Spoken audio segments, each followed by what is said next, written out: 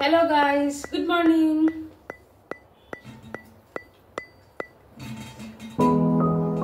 Hello guys, good morning. So ee roju morning manamu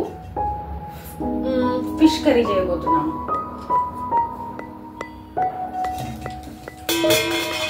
So దానికంటే ముందు మనము rice కడుక్కుందాము.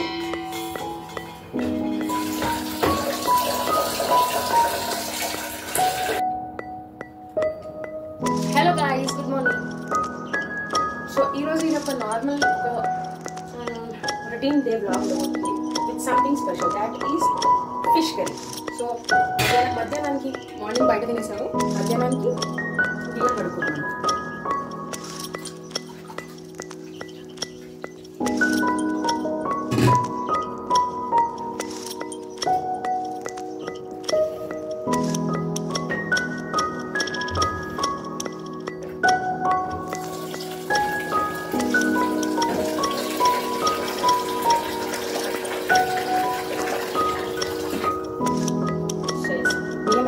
ముందుగా కలుపుకొని నీళ్ళు పట్టేసి పెట్టినా. యాక్చువల్లీ ఇది పాలిష్డ్ రైస్ కాబట్టి ఏదో మినరల్ ఉంటుంది. సో అది పోవాలంటే మనం కొన్ని నీళ్ళు పెట్టుకొని ఉండకముందు ఒక 1 to 3 hours దాన్ని అలాగే నానబెడితే అన్నం కూడా మంచిగా అవుతుంది అంటారు. ప్లస్ దీని మీద ఉన్న ఏమంటారు దీని మీద ఉన్న మినరల్ మొత్తం పంపేసి మళ్ళీ ఫ్రెష్ నీళ్ళు పెట్టి స్టవ్ మీద పెట్టుకుంటే మనకు కొంచెం ఆల్రెడీ అన్హెల్తీ ఫుడ్ తింటున్నాం, దాంట్లో కొంచెం నీళ్ళు ఫుడ్ తింటున్నట్టు. ఇప్పుడైతే ఇవాళ మార్నింగ్ నేను ఇది దోశలు కాన్ఫిడెంట్గా ఏదో ఫిష్ అన్నారు, ట్రై చేసుకుంటే బాగుంటుందని ఫిష్ తెచ్చా. అలాగే ఇది బంగారు తీగ అన్నారు. సో అది మనం ఇంకా నేను కొంచెం ఉప్పు వేసి పెట్టాను. దీన్ని మనం క్లీన్గా వాష్ చేసుకుంటాం.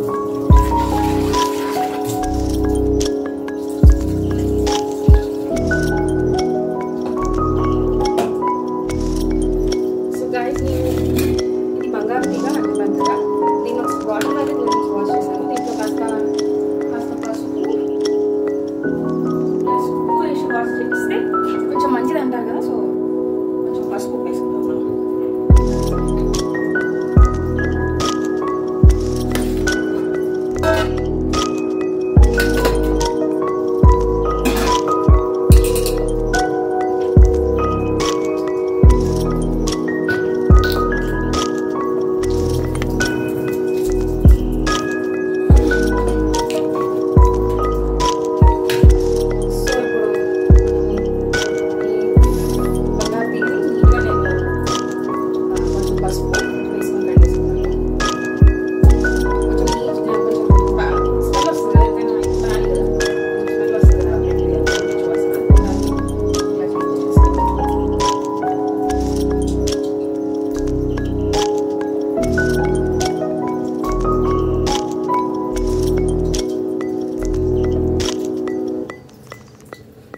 ఇది చూస్తే అమ్మో చేప బతికే ఉందా అన్నట్టు అనిపిస్తుంది నాకు.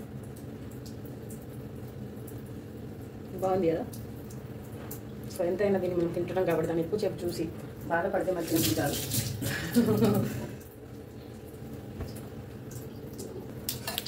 ఇప్పుడు మనము ఇదేదో అదేదో దోబుచ్చో నాకు కరెక్ట్గా అందరికి రావట్లేదు. ఈ ఫిష్ని కూడా కొంచెం ఇది వేరే కైండ్ ఆఫ్ ఫిష్, దీన్ని కూడా కొంచెం పసుపు వేసి మనం వాష్ చేసుకున్నామంటే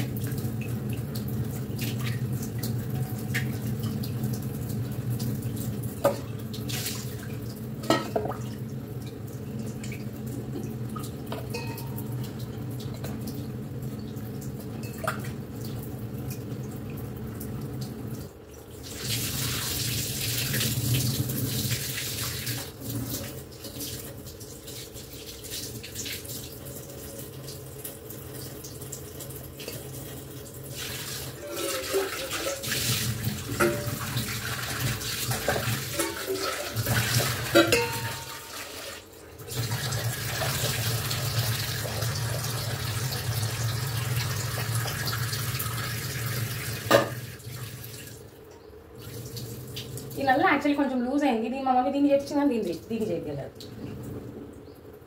ఈసారి మళ్ళీ వచ్చినప్పుడు దీన్ని కొంచెం మార్పు ఏదైనా చేయాలి. సో గైస్ ఇది కూడా క్లీన్ అయిపోయినట్టే. ఇప్పుడు మనము క్లీన్ అయిపోయినట్టే, కానీ నేను క్లీన్ అయిపోయిన తర్వాత కాస్త కొంచెం అట్లా పసుపు. సో ఈ టైప్ ఆఫ్ ఫిష్లో కూడా కాస్త పసుపు,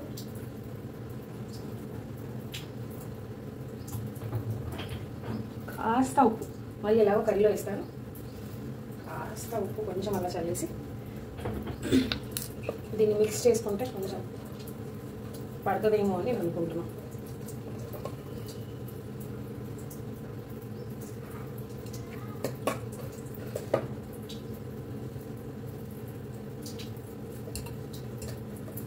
సో దీని హెడ్ కూడా ఏంటి నేను చంపేసి తింటున్నాను అని చూస్తున్నట్టే ఉంది, కానీ మాకు B12 కొంచెం ఒమేగా-3 ఫ్యాటీ యాసిడ్స్ కావాలి కాబట్టి నేను తినాల్సిందే, తప్పట్లే.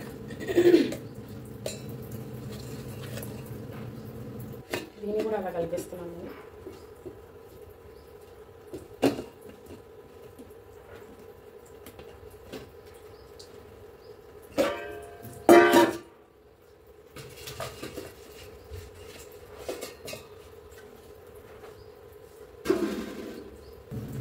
సో అంతే గైస్, ఈ ఫిష్ అలా కలుపుకొని ఇలా పక్కకు పెట్టేసుకుంటున్నాను. ఇది ఇంకా ఎలాగో వాష్ చేయాలి. అండ్ నెక్స్ట్ నాకు ప్లాట్ఫామ్ కొంచెం నీట్గా లేకపోతే నాకు చిరాకు ఏం తొయ్యదు అన్నమాట, ఏం చేయాలి. సో అలా కొంచెం ప్లాట్ఫామ్ చేస్తాను.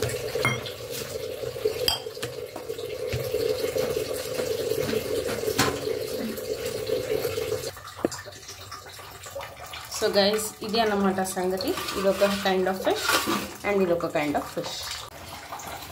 Hi guys, I'm back. And ఈరోజు నేను నాలాగా కాకుండా మా మమ్మీ చెప్పిన రెసిపీ చేద్దామని స్టార్ట్ చేశాను. మా మమ్మీ అయితే పెంక మీదనే ఉల్లిగడ్డలు జీలకర్ర 2 వేయింపాలని చెప్పింది. సో ఈ పెంక ఏంటోనండి, పెంక మీద ఏముంటుందో ఏమో తెలియదు దీని మీద, కానీ కొంచెం టేస్ట్గా అవుతాయి. మనకి ఈ దోశ పెంకల మీదనే కొన్ని మంచిగా అవుతాయి, ఆమ్లెట్ కానీ ఏది కానీ. నార్మల్గా మెల్ల మీరు ఇదేమంటారు నాన్ స్టిక్ పాన్ మీద వేసుకొని ఆమ్లెట్ కూడా అంత టేస్ట్గా రాదు, కానీ దీని మీద నేను చేయబోతున్నాను.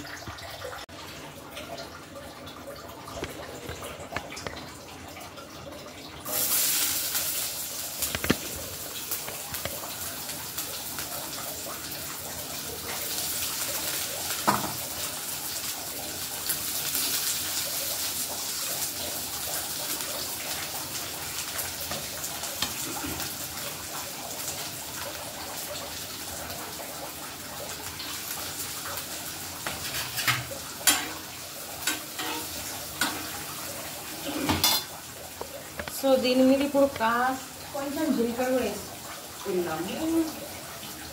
జీలకర్ర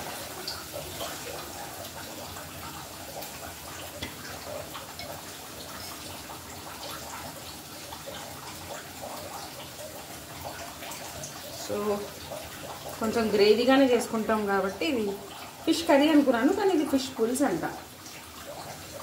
సో ఇది వేసేసుకుందాం. కొత్తగా ఇలా చేయడం వల్ల పెంక ఫ్లేవర్ ఏమన్నా యాడ్ అవుతుందేమో చూద్దాం.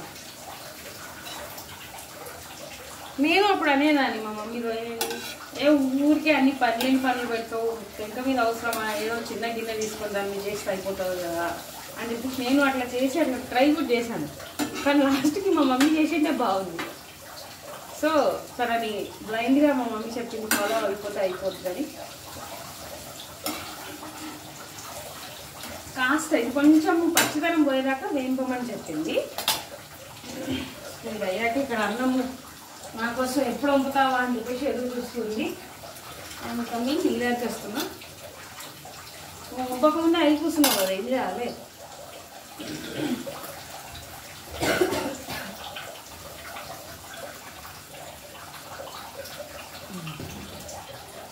అయితే నేను కొంచెం దాంట్లో నాది కూడా కొంచెం అలా ఉంటే బాగుండు అనేసి ఒక ఆనియన్ని కొంచెం అల్లుల్లిపాయ పేస్ట్తో మనము తాలింపు వేసినప్పుడు కొంచెం వేపుకుందాము అనేసి ఒక ఆనియన్ తీసి పెట్టాను.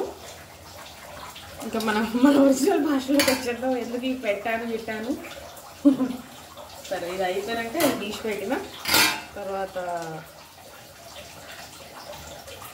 ఈ పచ్చిమిర్చి పేస్ట్ కూడా వేద్దామని ఉంది. కొంచెం అలా ఏంటి మమ్మీని బ్లైండ్గా ఫాలో అయిపోదాం అనుకున్నాను, కానీ కాస్త కొంచెం నాకు కూడా యాడ్ అవుతాయి,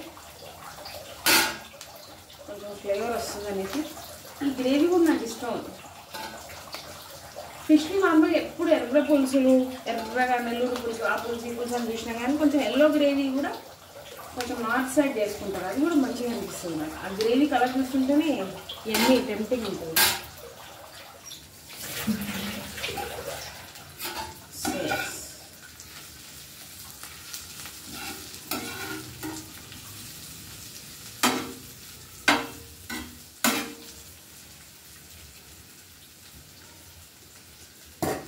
సో ఇక్కడ అన్నం అయితే దమ్ముకి వేసేసిన. సో ఇది దమ్ముకు అయినాక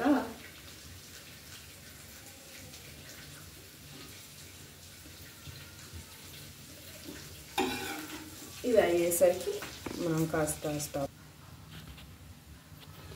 సో గైస్ చూస్తున్నారు కదా, ఇది ఇలా అవుతుంది. ఇంకొక 1 minute అయితే దాన్ని పక్కకు తీసేసుకొని చల్లారినాక మనం గ్రైండ్ చేసేసుకోవచ్చు గ్రేవీ కొరకు. Stove on. హైలైట్ ఏంటంటే నేను చేస్తుంటే మధ్యలో స్టవ్ ఆగిపోయింది.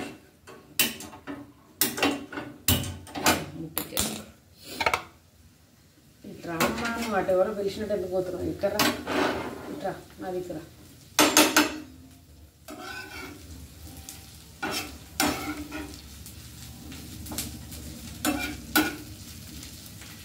ఇదేంటో మనం ఆ రూమ్లో పోయి వచ్చేసరికి మంచిగా మాడిపోతుంది. మనం ఇక్కడ ఉంటే మాత్రం అది మాడదు, అది కొంచెం తొందరగా కాదు. నేను వచ్చిపోయేసరికి ఏమవుతుంది అది. సరే తొందరగా అయిపో తొందరగా అయిపో.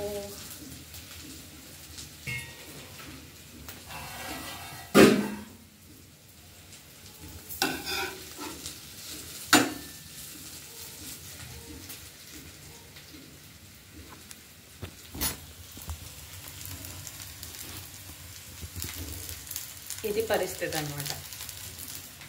సో ఇక్కడ కూర్చోము.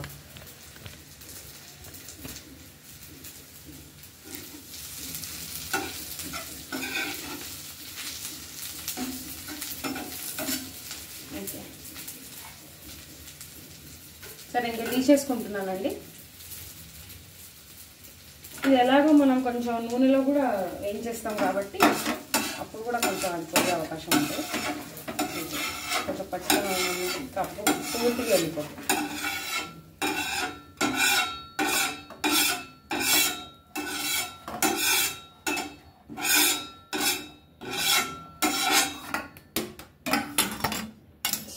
ఇది పక్కకు పెట్టేసుకొని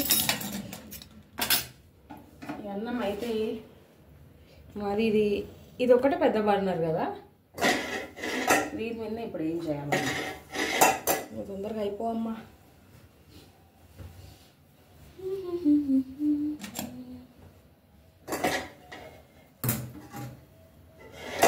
అన్నం కూడా అంతేనండి. ఎప్పుడు తొందరగా అవుతుందేమో అని మనం ఆకలి ఏం లేనప్పుడు, బిందాస్ ఉన్నప్పుడేమో తొందరగా అయిపోద్ది. కొంచెం ఆకలి ఉంది తొందరగా అమ్మ అంటే తొందరగా అంటే. అందుకే మనం ఏం చెప్పకూడదు, చెప్పిన వాళ్ళు ఏది వినరు.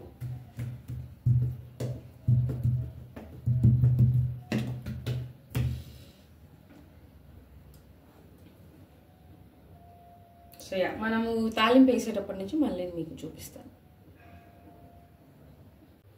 సో హాయ్ గైస్, ఇప్పుడు మనం దీన్ని ఈ ఉల్లిగడ్డని ఎంత చిన్నగా పాసిబుల్ అవుతే అంత చిన్నగా కోసుకొనికే ట్రై చేద్దాం.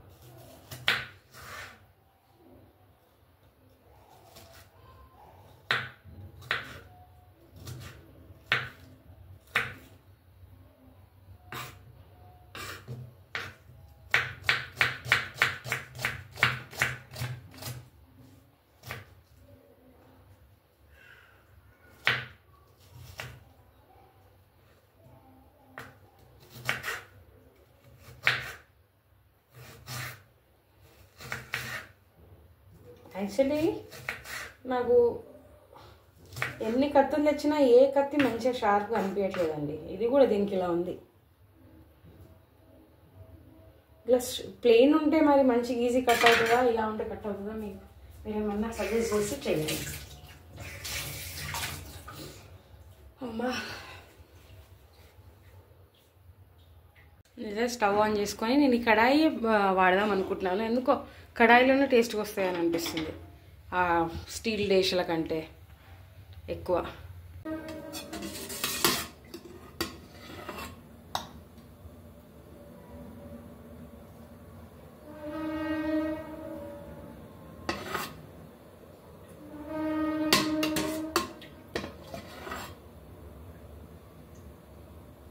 యాక్చువల్లీ నేను కొంచెం ఫిష్లో కొంచెం ఒక 2 టీ స్పూన్స్ నూనె పోసుకున్నా. తర్వాత దీంట్లో ఏమన్నా ఆనియన్ అప్పుడు కొంచెం ఆయిల్ యాడ్ అయింది కాబట్టి కొంచెం తక్కువనే పోసాను నూనె పోసుకొని ఒక ఆనియన్ ఫ్రై చేసుకుందాం అని చెప్పినా కదా, పేస్ట్ కాకుండా ఆనియన్ కొంచెం అల్లం వెల్లుల్లి పేస్ట్, దాన్ని ఫ్రై చేసుకుందాం.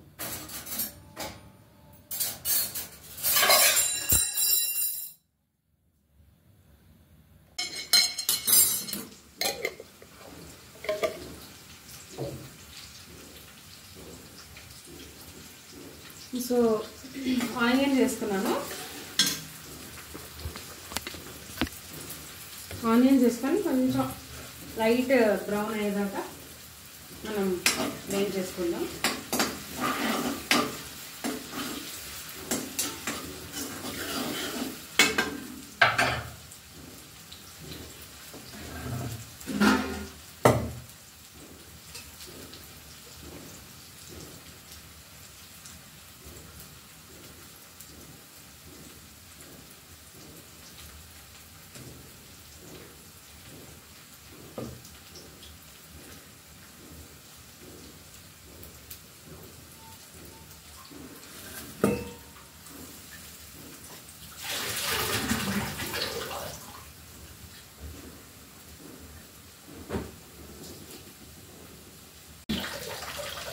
సో అంటే ఇప్పుడు నేను ఇది కొంచెం బ్రౌన్ అవ్వకముందు కొంచెం అల్లం వెల్లుల్లి పేస్ట్ వేస్తున్నాను, ఫ్రెష్గా చేసింది.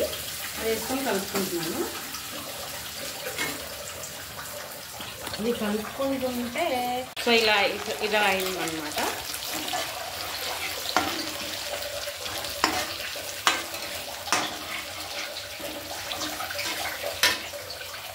సో ఇది కొంచెం ఇంకొక 1 మినిట్ అయితే మనకు సెట్ అవుతుంది. దీంట్లో మనము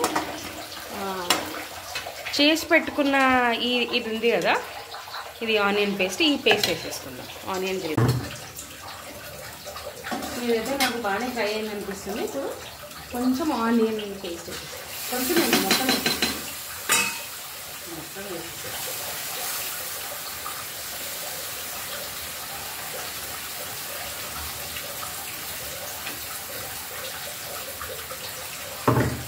ఇది మూత కూడా ఉంది కదా, ఇది వేపిస్తుంది.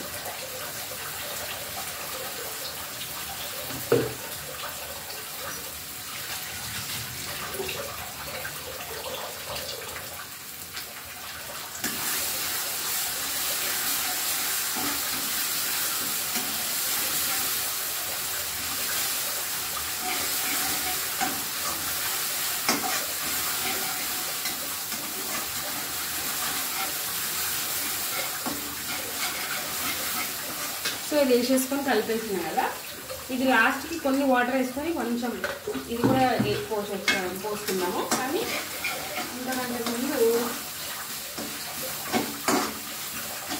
ఇది కొంచెం ఆయిల్ పైకి వచ్చేస్తుంది ఒక 1 మినిట్.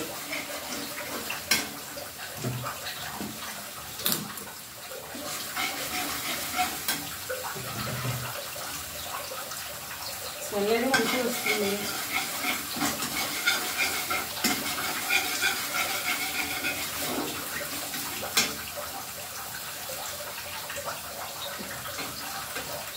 సో అదనమాట. సార్ ఇక్కడ క్లోజప్లో కూర్చోవాలంటే ఇదన్నమాట.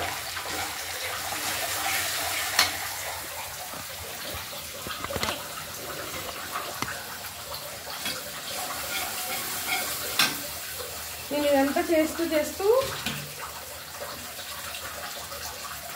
అయ్యో చింతపండు నానేయడం మర్చిపోయాను, ఇప్పుడు నానేస్తాను. నేను కొన్ని వాటర్ పోయాలనుకుంటున్నాను, కొన్ని వాటర్ పోసాను. ఇంకా మళ్ళీ పీసెస్ని అటు ఇటు చేయకుండా దీంట్లో కొంచెం ఈ గ్రేవీ వచ్చేటట్టు కొన్ని వాటర్.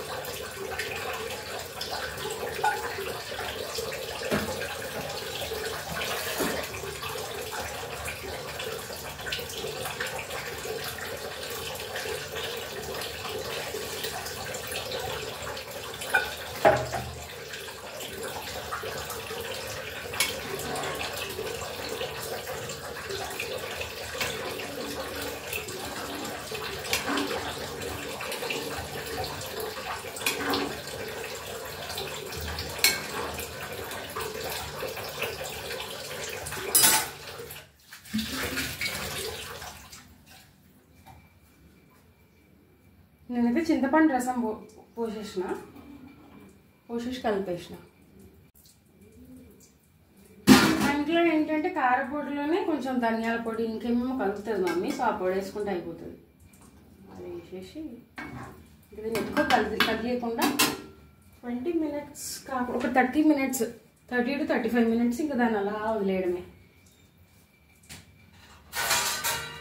యాక్చువల్లీ నేను పచ్చిమిర్చి వాడాను కదా కారం, కొంచెం కారం కోసము. దీంట్లో కొంచెం ఉప్పు, పసుపు, కారం కొంచెం చల్లేసాను. తాలింపులో వేయనప్పటికీ ఇప్పుడు చల్లేసాను. సో దీన్ని మూసి పెట్టుకోవడం.